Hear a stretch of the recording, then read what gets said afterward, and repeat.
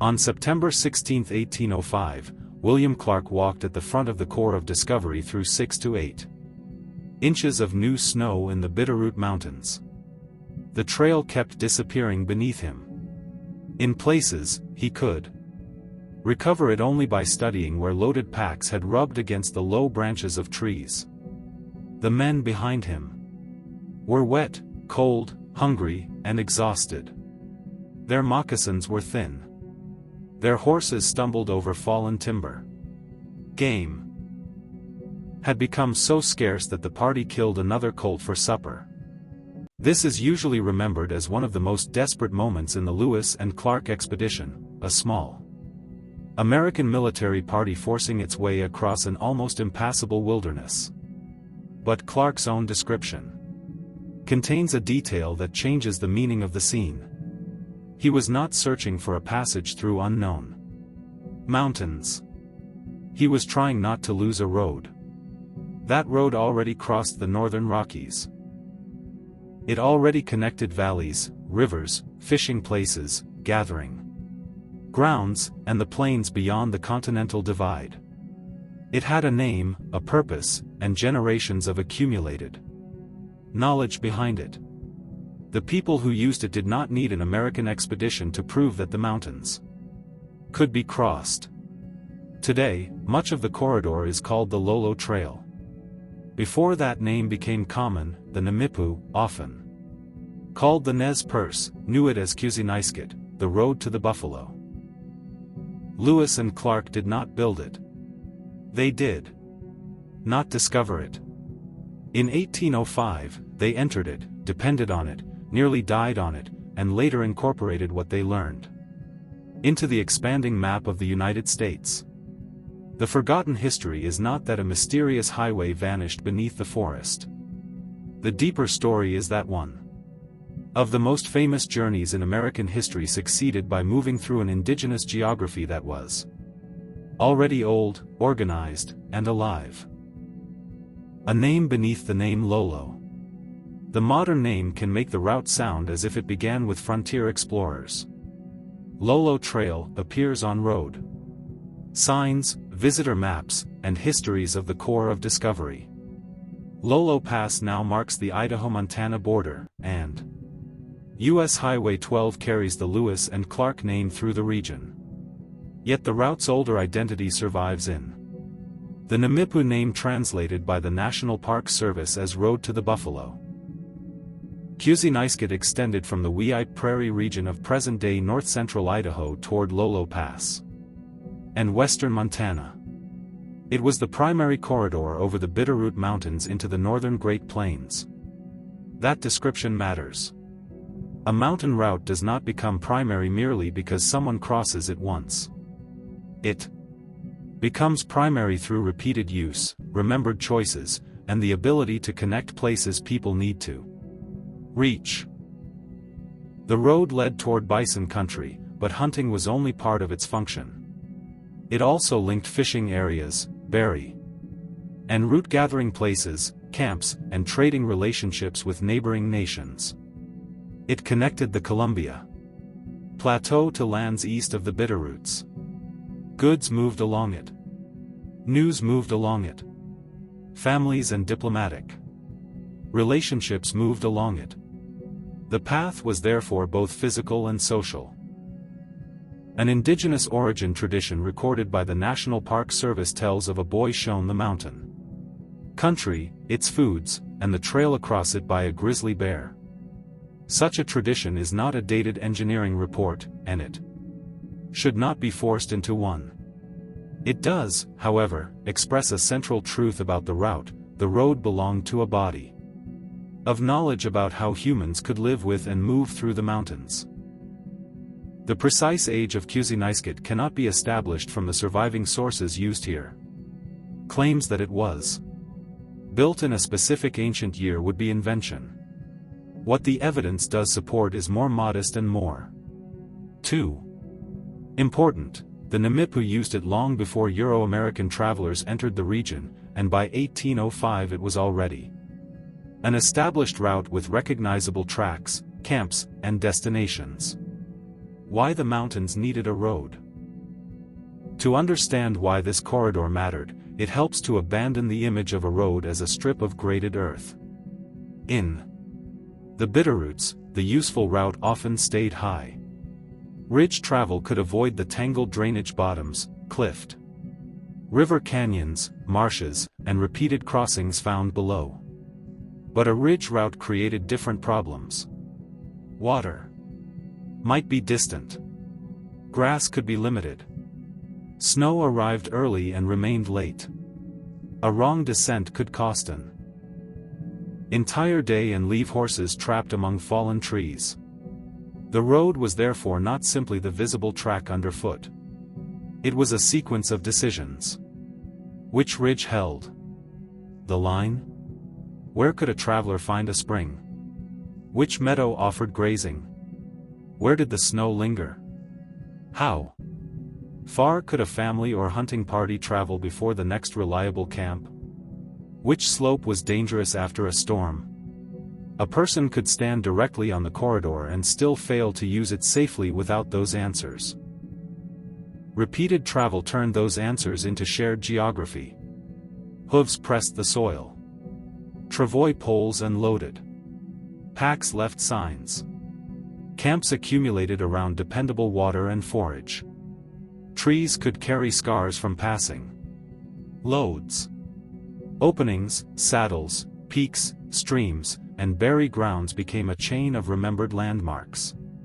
The route could shift around windfall, fire, erosion, and snow without losing its identity, because the identity rested in relationships between places rather than in a surveyed centerline. That is why calling it a road is justified, even though it did not resemble a 19th-century wagon road. It performed the work of transportation infrastructure. It reduced uncertainty. It linked economies and communities. It concentrated knowledge acquired over generations. The people using it also carried different needs than a marching military unit.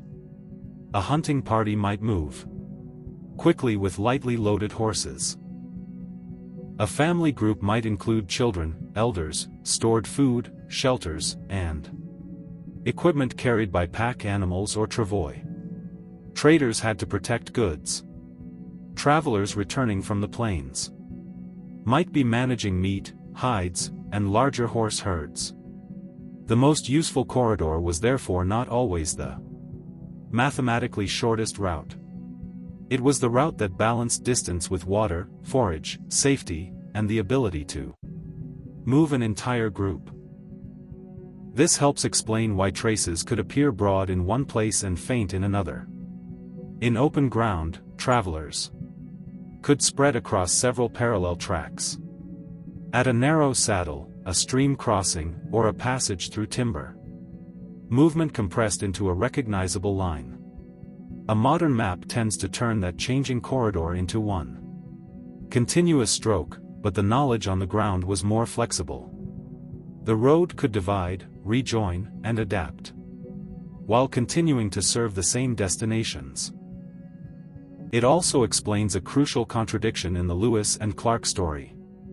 The Corps arrived with scientific instruments, military organization, written orders, and the intention of producing maps. Yet instruments could not tell them which mountain corridor actually worked. For that, they needed people who already understood the region. Their great map-making expedition repeatedly relied on maps carried in memory, speech, practice, and local relationships. The knowledge built into the route.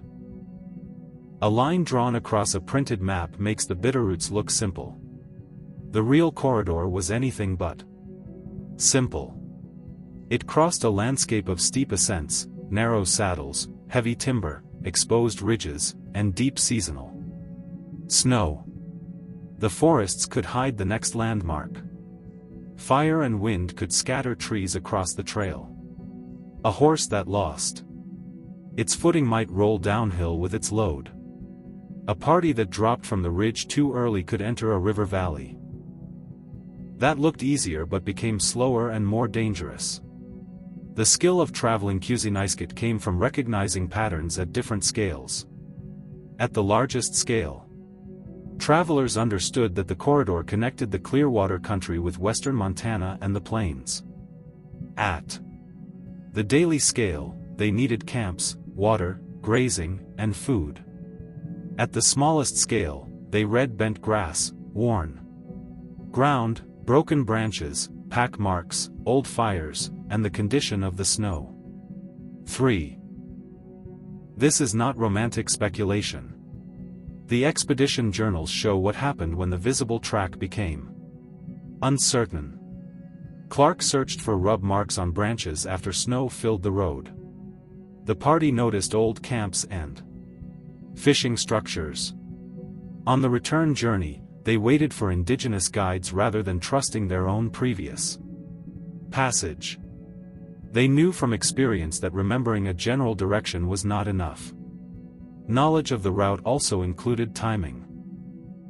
In September 1805, snowstorm struck while the Corps was still crossing westward. In June 1806, the returning expedition encountered snow so deep that it had to delay. On June 26, Lewis measured roughly 7 feet remaining in places, down from 10 feet 10 inches marked earlier in the month. The party then followed indigenous guides along steep mountainsides and the dividing ridge to a place where the snow had melted and young grass could feed the horses. The road did not defeat winter. It organized movement through a country governed by winter. It told experienced travelers not only where to go, but when a crossing was possible and what resources would exist along the way. This is the first major factual payoff of the story. The forgotten road was not merely a trail Lewis and Clark happened to find. It was a functioning knowledge system. If evidence-based histories that restore systems like this interest you, subscribe and continue with the investigation. When the Corps entered the Bitterroots, the Corps of Discovery reached the mountains with a national mission. President Thomas Jefferson had instructed the expedition to explore the Missouri and seek the most practical communication with the Pacific. The captains were to record rivers, landscapes, plants, animals, and native nations. The journey would eventually support American diplomatic claims, trade ambitions, settlement, and territorial expansion. But the expedition did not cross a vacant continent. The National Park Service now emphasizes that its route passed through the territories of more than 60 tribes and that native food, knowledge, skills, and relationships were essential to survival. The Bitterroot crossing offers one of the clearest examples. In late summer 1805, the Corps obtained horses from the Lemhi Shoshone and accepted the guidance of a man the journals called Old Toby. He led them north toward the mountain corridor used to reach the Clearwater country. The party expected the crossing to take about 5 days. It took 11. The error was not simply bad luck. The Corps entered the range late in the season with weakened horses, limited provisions, and an incomplete understanding of the country. The trail was real, but a real road through high mountains does not guarantee an easy journey. It reduces some risks while leaving others brutally intact. The journals also reveal at least one costly route problem. On September 14, the party descended toward the Loxa River and later had to climb back toward the main ridge route. The scholarly notes to the journal suggest they had deviated from the Lolo Trail, possibly through a guiding error, making the crossing more difficult and perhaps a day longer. The episode is a useful warning against treating an indigenous road as an obvious line any outsider could follow. Even with a guide, the Corps struggled to remain within the corridor's practical logic. When it left the ridge system, the terrain punished the mistake. When snow covered the track, the expedition almost lost the line entirely. The road existed. Their command of it did not. 11 days that broke the expedition. The westward crossing is often compressed into a sentence: Lewis and Clark crossed the Bitterroot Mountains and reached the Nez Perce. The journals preserve a harsher sequence. On September 14, the men traveled over steep mountains choked with fallen timber. The horses slipped among logs and stones. Rain, hail, and snow followed them. Hunters found almost nothing. Portable soup, an emergency ration carried from the east, did not satisfy more than 30 hungry travelers. The party killed a colt. Clark named a stream killed Colt Creek, fixing hunger itself onto the expedition's map. 4. The next day, the road climbed through burned and wind-thrown forest. Horses fell backward and rolled 20 or 30 feet among the rocks. One animal carrying Clark's portable desk and small trunk rolled roughly 40 yards before striking a tree. The desk broke. 2 exhausted horses were abandoned. At the top of the mountain, the party found no water. They melted old snow to boil the remaining cold meat and prepare soup. The scene is revealing because it reverses the usual hierarchy of knowledge. Clark carried a desk designed to preserve written observations. The desk broke because the party could barely move through the terrain. Meanwhile, the road under them represented information that had already survived without paper: where to climb, where to turn, where a ridge continued, and where people had crossed before. Before dawn on September 16, snow began falling again. By evening, Clark estimated 6 to 8 inches. The forest showered the men each time they brushed against snow-loaded branches. Clark wrote that he had been as wet and cold as at any time in his life and feared his feet might freeze inside thin moccasins. The old track vanished beneath the storm.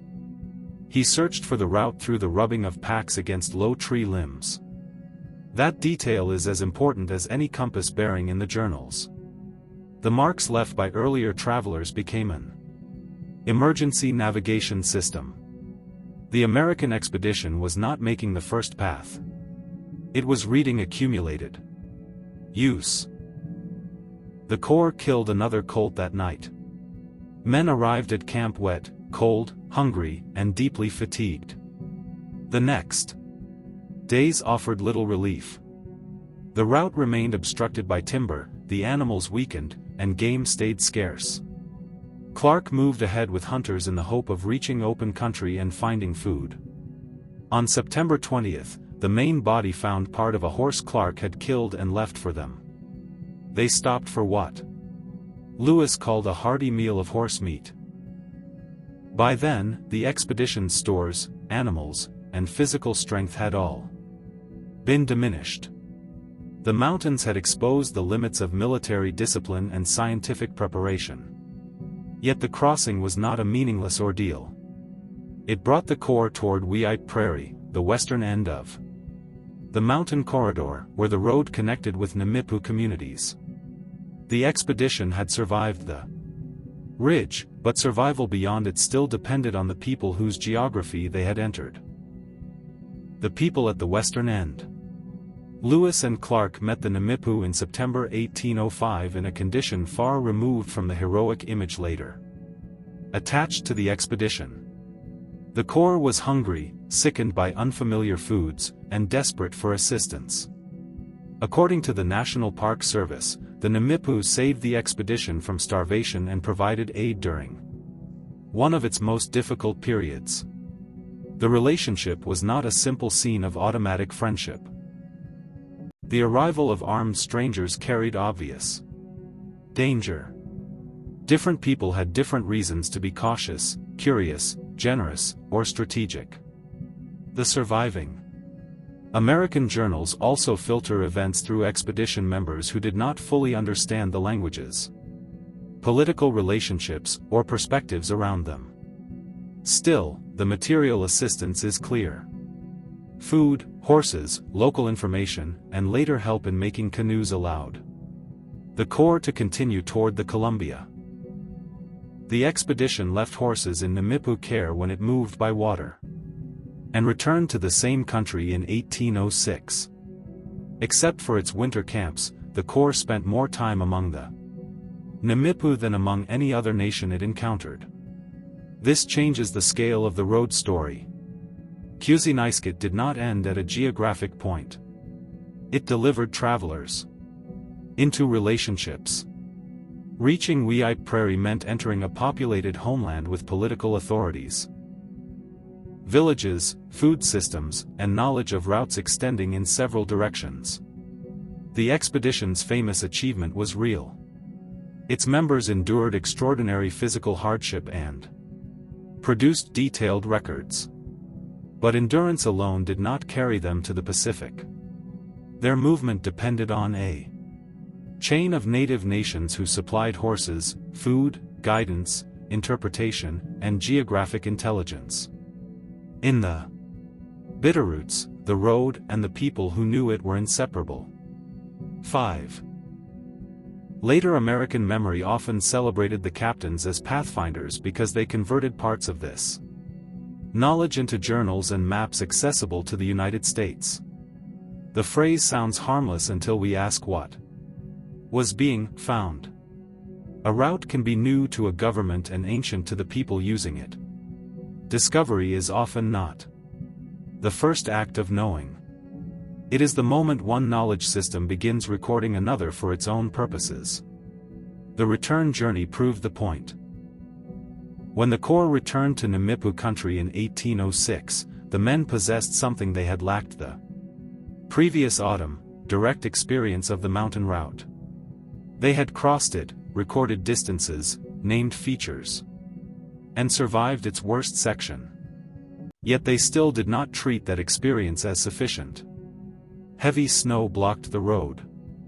The expedition waited near the Clearwater for conditions to improve and tried to secure guides.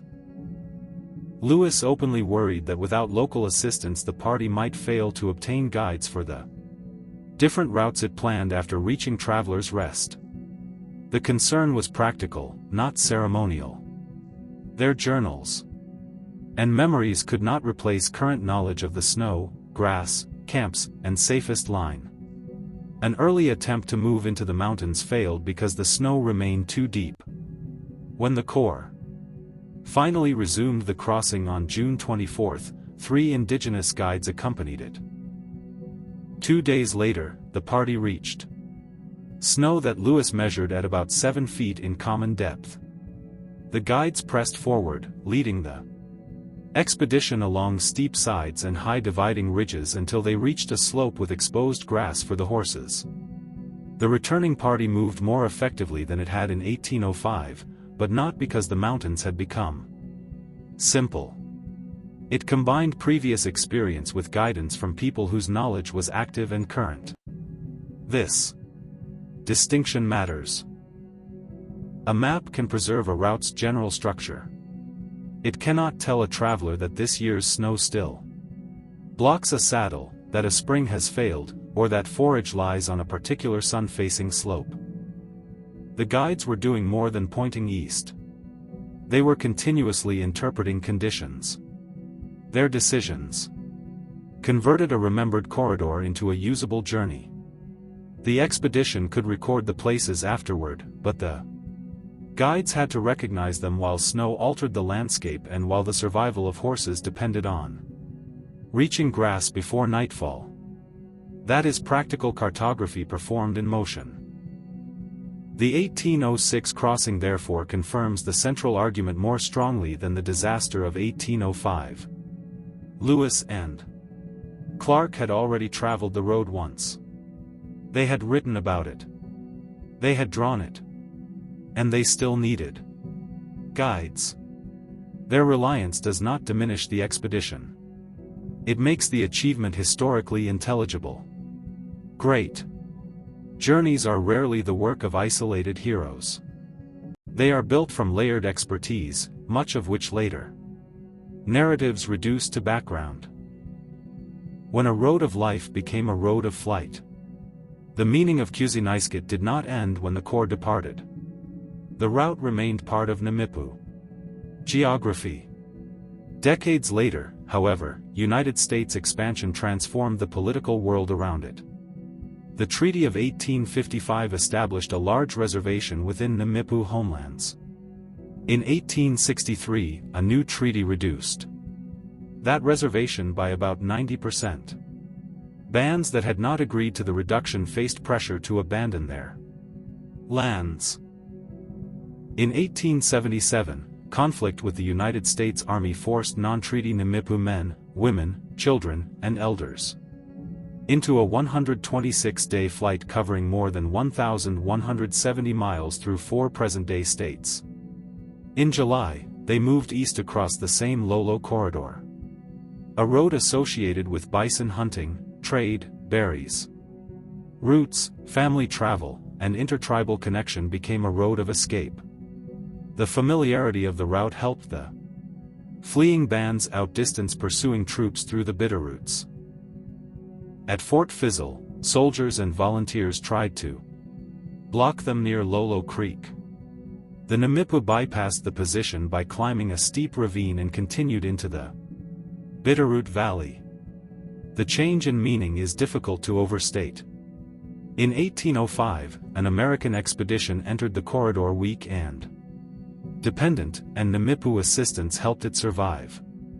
In 1877, American troops pursued Namipu families across the same mountain system after federal policy had stripped away most of their recognized land base. 6. The road did not change sides. The political order around it changed. The same geographic knowledge that once supported seasonal life and welcomed travelers now helped people flee dispossession. This later history also prevents the documentary from ending with a comforting story of shared exploration. The friendship promised in the Lewis and Clark era did not protect Namipu's sovereignty. The maps, reports, and national ambitions connected to Western exploration became part of a much larger expansion whose consequences were borne by the nations that had helped the expedition. Today, sections of the traditional corridor are approached through the Lolo motorway, a primitive road built in the 20th century that follows the older route more closely than Highway 12. But the modern roads are not the ancient road itself. They overlap, approximate, rename, and reinterpret a living cultural landscape, whose road appears on the map. Return to September 16, 1805. Snow has erased the ground. Clark walks ahead of the party, searching tree branches for the scars and rubbings left by earlier packs. Behind him, horses labor through the timber. The men have almost no food. The route survives not as a clean line, but as signs of other journeys. That image contains two histories at once. In the familiar version, Lewis and Clark are crossing the Rocky Mountains on their way to map the West. In the fuller version, they are inside a road created and sustained by Indigenous movement. Their future map depends on their ability to read an older map embedded in ridges, camps, vegetation, memory, and human guidance. What is strongly confirmed is straightforward. The Namipu used Kuziniskit long before Euro-Americans arrived. The route connected Weippe Prairie with western Montana and the northern plains. Lewis and Clark followed it in 1805 and 1806. The expedition underestimated the crossing, suffered badly, and depended on Indigenous guides and Namipu assistance. The same corridor later carried non-treaty Namipu families during the flight of 1877. What remains uncertain should remain uncertain. We cannot assign a precise creation date to the road. We cannot reconstruct every variation of its line across centuries. The recorded origin tradition should not be mistaken for a surveying document. Nor should a modern motorway be treated as a perfect preservation of the older corridor. The strongest ordinary explanation is also the most compelling. There was no lost civilization building an impossible highway through the Rockies. There was a people maintaining an effective transportation network.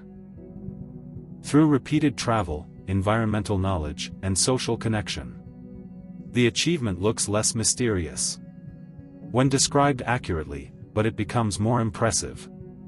A single expedition can cross a mountain range through endurance and luck. A society that uses the crossing across generations must know how the entire system works. Lewis and Clark deserve a place in the history of the road because their journals preserve a detailed encounter with it. But they should not occupy the beginning of that history. The road existed before their arrival, carried them when their own knowledge failed, and continued after they disappeared from the landscape. So the final question is not whether Lewis and Clark crossed the Rocky Mountains. They did. The question is how American history should describe an achievement recorded by famous explorers but made possible by a road they did not create. When a national map is built by following indigenous knowledge, whose accomplishment are we actually looking at?